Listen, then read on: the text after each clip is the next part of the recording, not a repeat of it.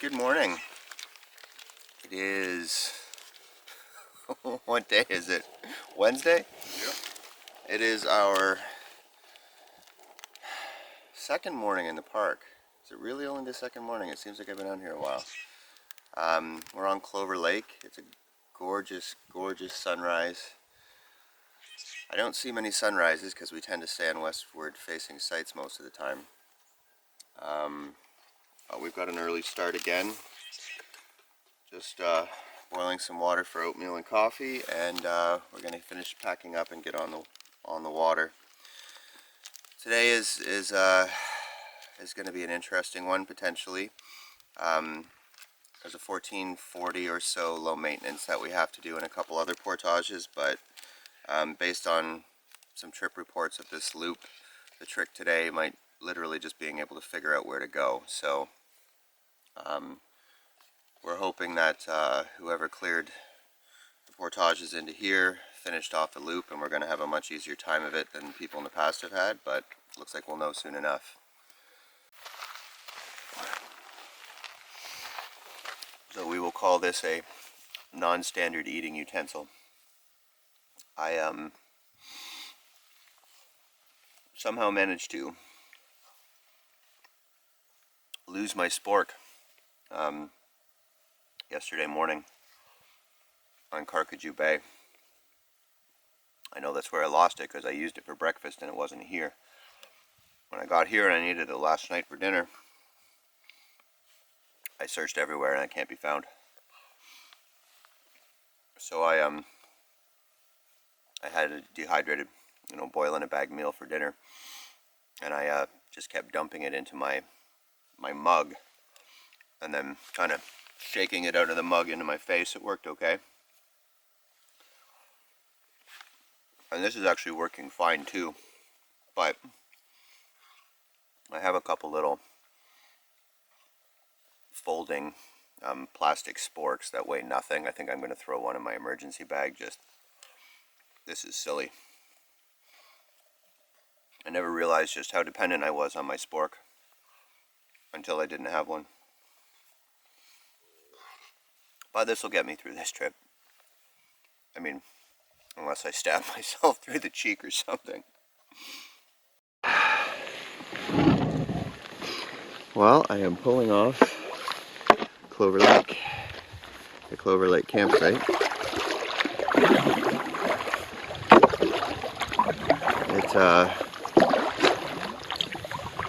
It is a really nice site.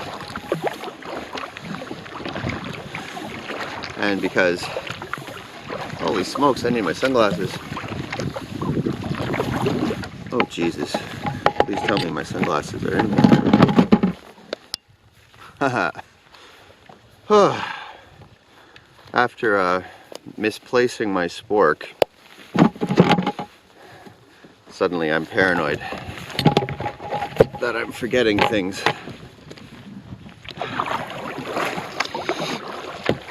I think it's all Drew's fault. I'm used to solo camping, so he's throwing me off my game.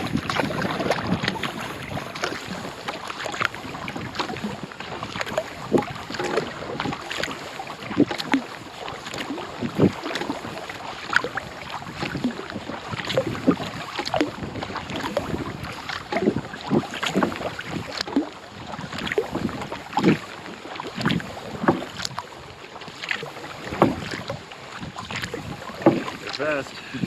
Kayak are fast. They are that.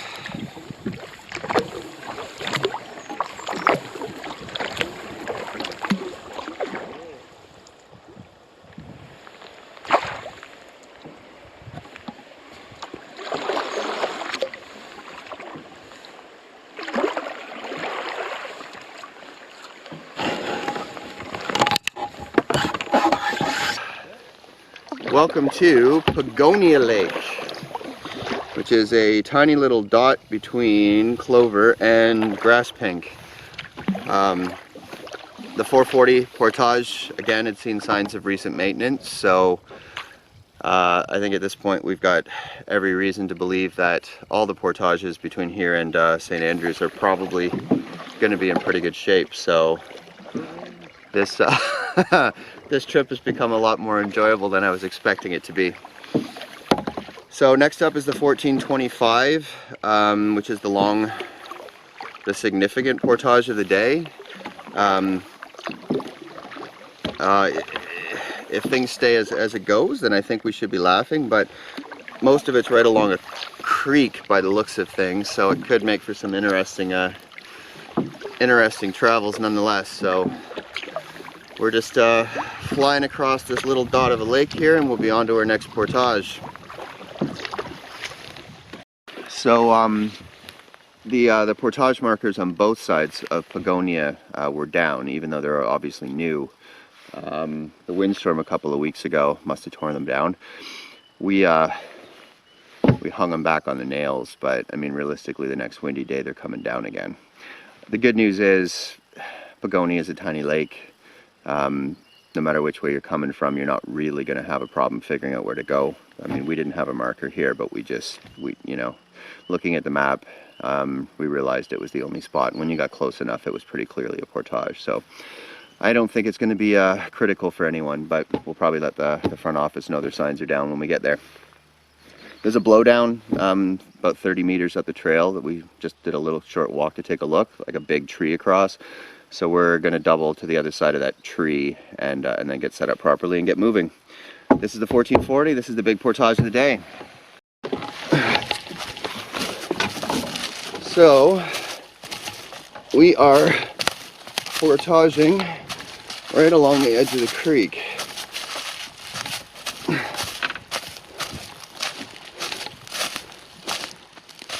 Which is cool,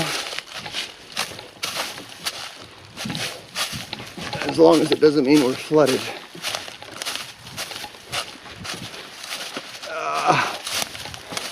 Well, somebody has helpfully put up markers telling us where to go.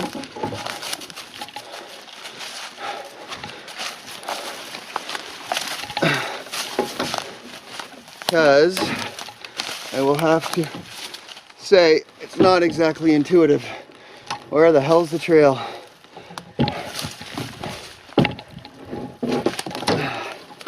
Huh. I don't know. I got nothing.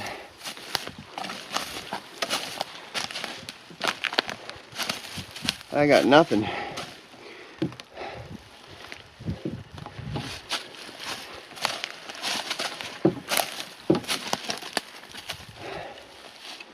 I see nothing.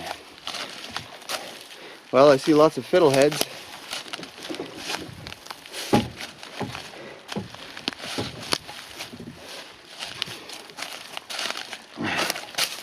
No, I am off script and off trail.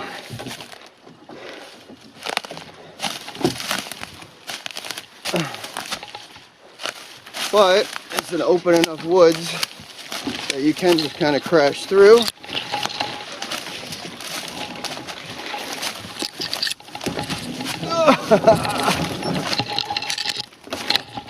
As much as you can crash through anything with 16 feet of boat behind you.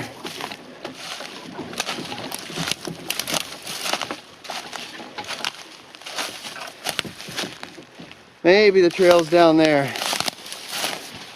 Maybe.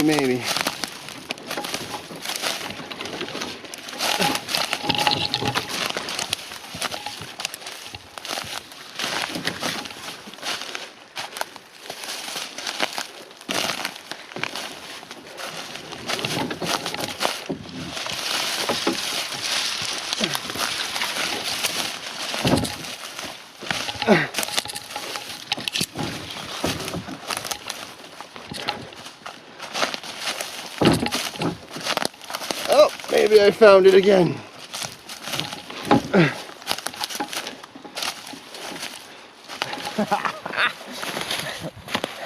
This portage is definitely low maintenance, and it's just very hard to figure out where you're going. So I stopped and went back for Drew. just because I want to make sure we both go the same direction, because there's no obvious trail in a lot of places. So he's ahead of me now, I better get moving.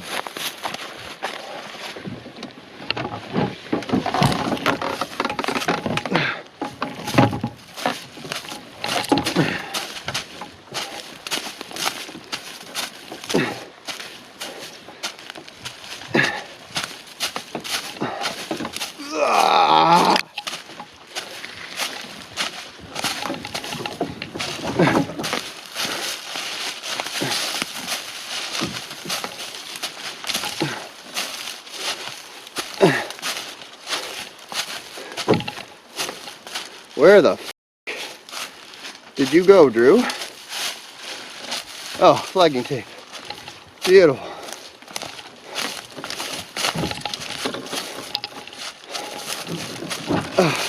You made me come up the bank just to go straight back down it again. Because you didn't want to cut those trees, you bastard. Oh, oh you jerk.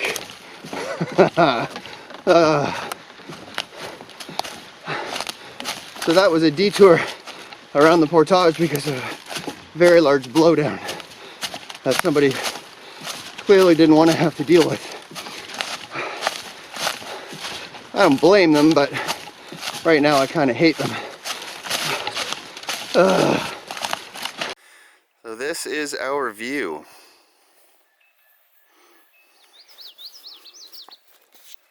We're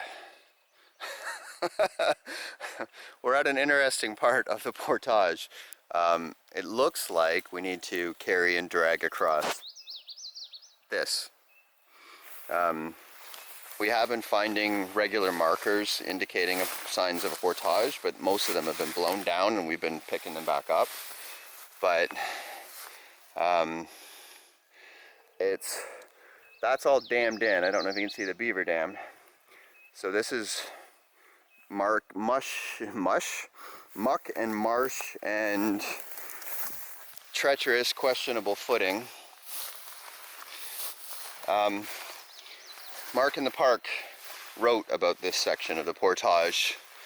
It was one of the things that scared me about this loop, but it looks like we need to try and work our way along this edge basically, and then figure out where we're supposed to come out on the other side. It'll be neat, it'll be interesting. You don't even have any gear yet. That must be the way, right? I can pull out my, it's probably time to finally bust out my phone / GPS. I'm sure this is the right way. I mean, we've got a marker right here. Okay, that's exactly what I was about to say. It doesn't make any sense to have that kind of weight on our shoulders all at once. Well, because this ground is soft. Yeah, well, yeah, we're going to sink in regardless. We don't need to have, 80 pounds sinking us in further. Okay, so our stuff's back that way about 100 meters, so we're going to bring it to here, and then we're going to start the double carry across.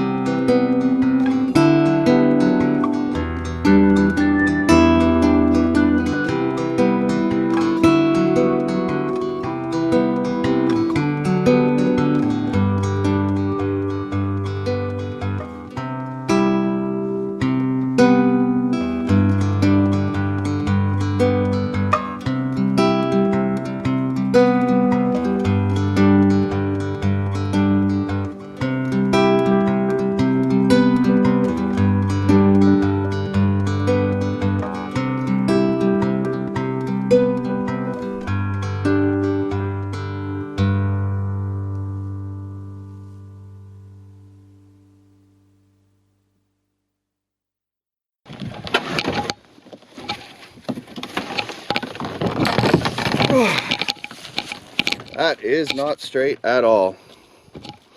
Oh well, it is what it is. I can't reach it. So we are in the last bit of the 1440 from Pagonia to Grass Pink. It's been an interesting portage.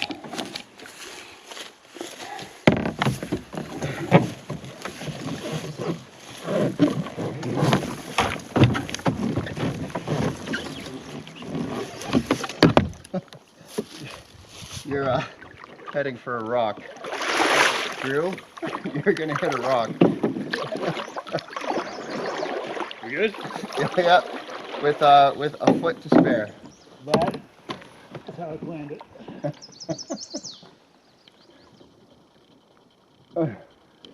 I'm not even gonna ask what you're doing. Gonna get this GoPro clamp on there. Let's see. Oh, that's right.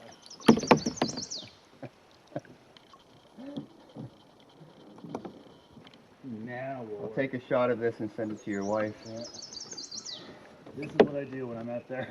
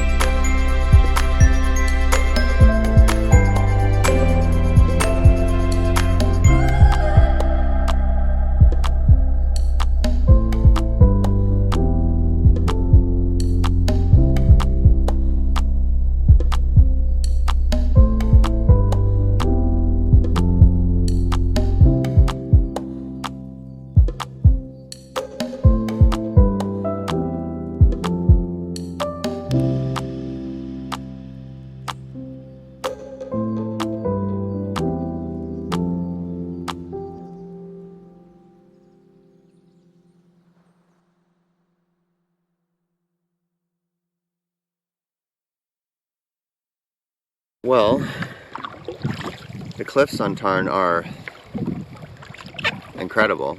They're really cool, and I think we're probably going to hike up there,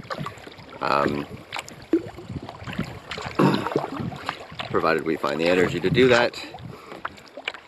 On the other hand, the campsite on Tarn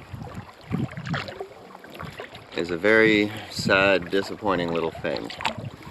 I'm just pulling up to it now, but I mean,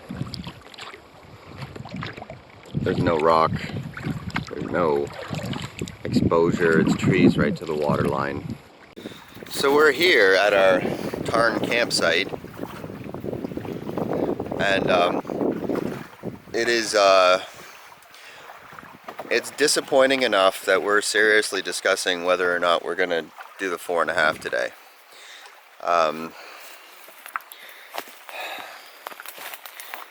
It's already been a long day, but it is only noonish.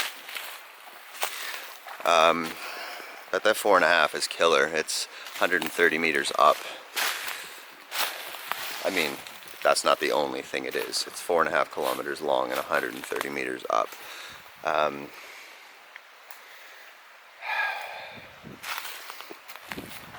Because the leaves aren't out yet, it's not as awful as it could be because there's some sunshine here in the forest. There's this lovely stream that runs by.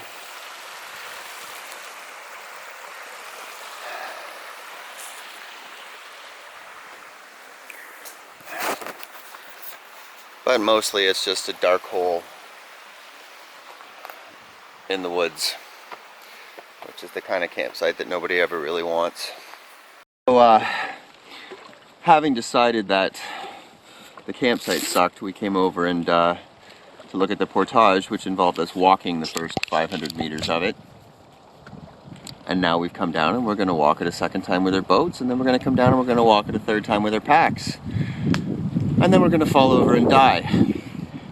But we're going to try. We just decided that campsite is just, you know, we came, we saw, time to go.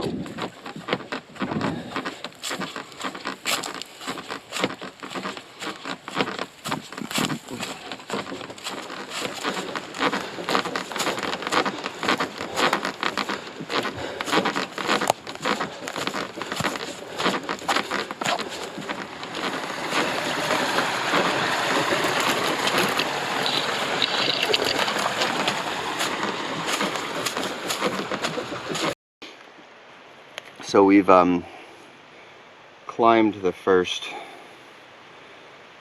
well, we have a very, very, very, very, very, very, very long way to go.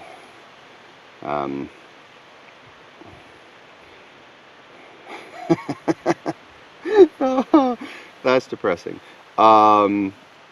Anyways, we've double carried our packs and our boats.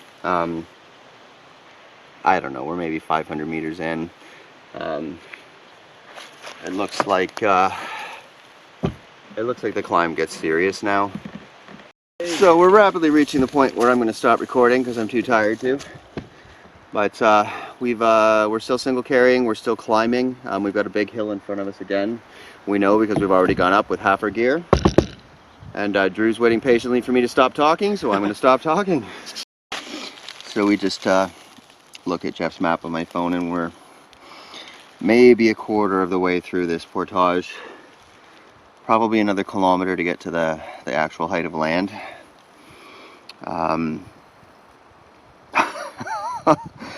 Yeah, we're feeling it now.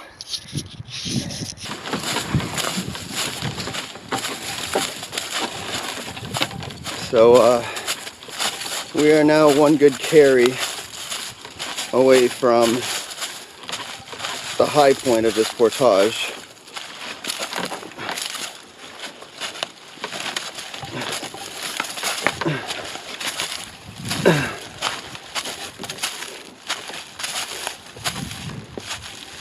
The hell is the portage? Do you see anything? Mm-hmm. Oh, I was staring at the camera and suddenly I'm wondering where the damn trail is. Oh, I think it's here. Alright, carrying on.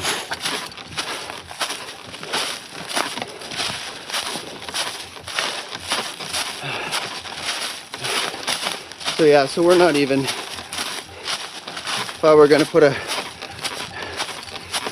percentage on how far we've traveled of this portage, I would say 35, maybe 40%.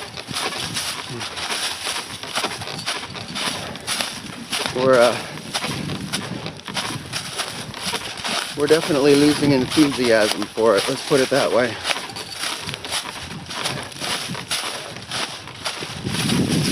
But long past the point of turning back. We are committed. And there's only one thing to do, which is to suck it up and get to the other side.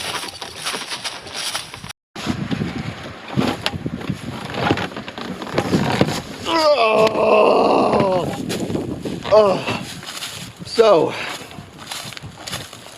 having reached the height of land of this portage, 130 meters up from where we started, we have decided that it's time to do some single carrying because this portage is taking a very, very, very long time to double. Don't misunderstand me. Most of what we've done were some pretty ugly climbs. I don't think there's any realistic way we could have single carried most of it.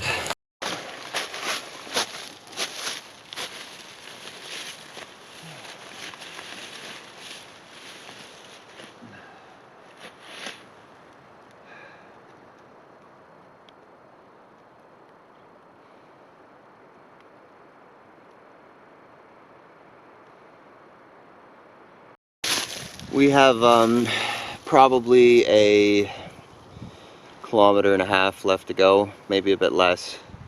The last kilometer or so, maybe more, we've single carried and it's been pretty good. It's still pretty flat through here, but there's a lot of downhill still to come, so at some point it's going to get steep. But for now we're actually covering ground quickly for once, and it's starting to feel like this portage is going to end eventually. So we just pulled out Jeff's map that I've been doing pretty much every time we stopped, and a couple hundred meters, 300 meters max, and we're there. What time is it, do you know? 3:30. We started at about 12:30. So we've been at this portage for 3 hours. We double carried the first half, which was basically the uphill to the height of land, and we've been mostly, actually entirely single carrying since then. And even so, we've been at it for 3 hours. I don't know why anyone would want to bring their boat and their pack over this portage for the sake of Tarn Lake. The cliff is great, the campsite is awful.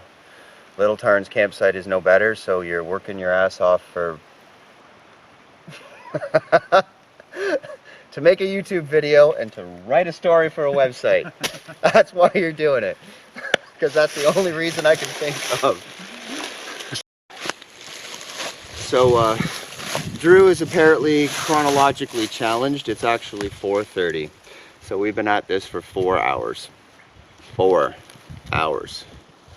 Do not do this portage for any reason ever. Ever. If I'm lucky, and I'm probably not lucky, this video will end with me flipping this over at St. Andrews.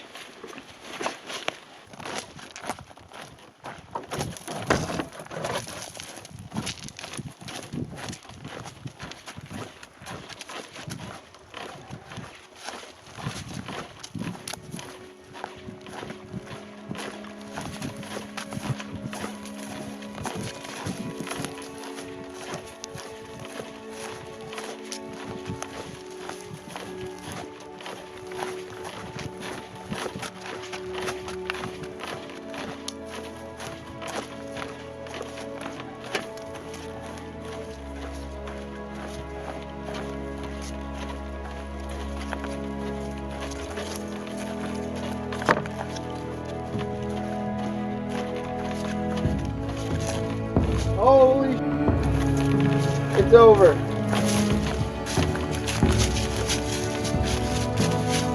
Holy.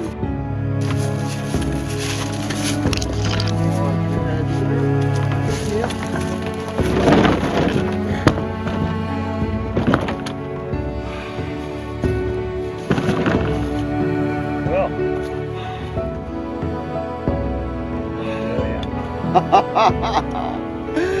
Oh my God. What is wrong with us.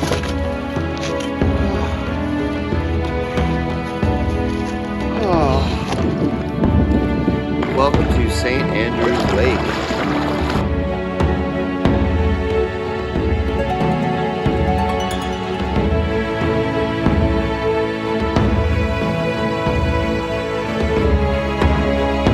Meters and I'm double carrying.